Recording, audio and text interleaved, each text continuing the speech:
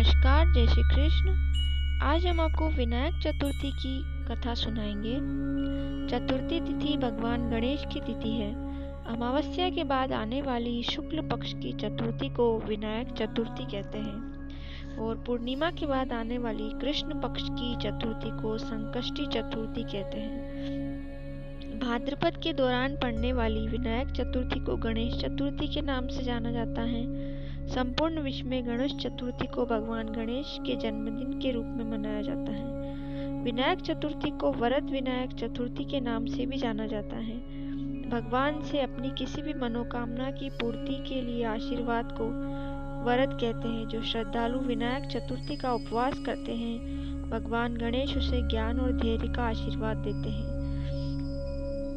जिस मनुष्य के पास यह गुण है, वह जीवन में काफी उन्नति करता है और मनोवांछित फल प्राप्त करता है। विनायक चतुर्थी के दिन गणेश पूजा दोपहर को मध्याह्न काल के दौरान की जाती है। विनायक चतुर्थी के लिए उपवास का दिन सूर्योदय और सूर्यास्त पर निर्भर करता है। जिस दिन मध्याह्न काल के दौरान चतुर्थी तिथि प्रबल होती है, उस दिन विनायक चतुर्थी का व्रत किया जाता है। आइए सुनते हैं श्री विनायक चतुर्थी की पौराणिक व्रत कथा। एक बार भगवान शिव तथा माता पार्वती नर्मदा नदी के किनारे बैठे थे।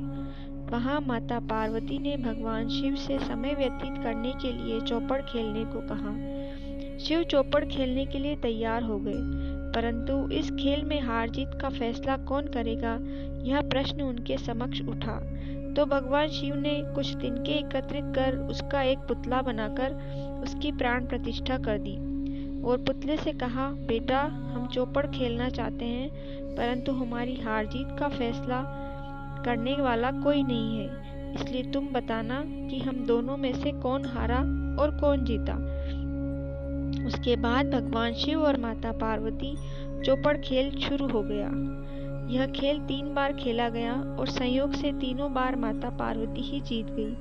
खेल समाप्त होने के बाद बालक से हार जीत का फैसला करने के लिए कहा गया, तो उस बालक ने महादेव को विजयी बताया।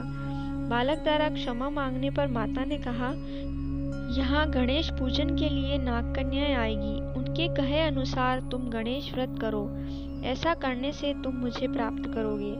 यह कहकर माता पार्वती शिव के साथ कैलाश पर चली गई। एक वर्ष बाद उस स्थान पर नाग कन्याएं आई। तब नाग कन्याओं से श्री गणेश के व्रत की विधि मालूम करने पर उस बालक ने 21 दिन लगातार गणेश जी का व्रत किया। उसकी श्रद्धा से गणेश जी प्रसन्न हुए। उन्होंने बालक को मनोवांछित फल मांगने के लिए कहा।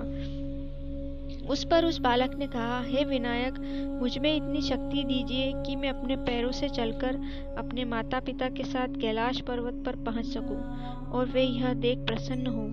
तब बालक को वरदान देकर श्री गणेश अंतर्ध्यान हो गए। इसके बाद वह बालक कैलाश पर्वत पर पहुंच गया और कैलाश पर्वत पर पहुंचने की अपनी कथा उसने भगवान शिव को सुनाई।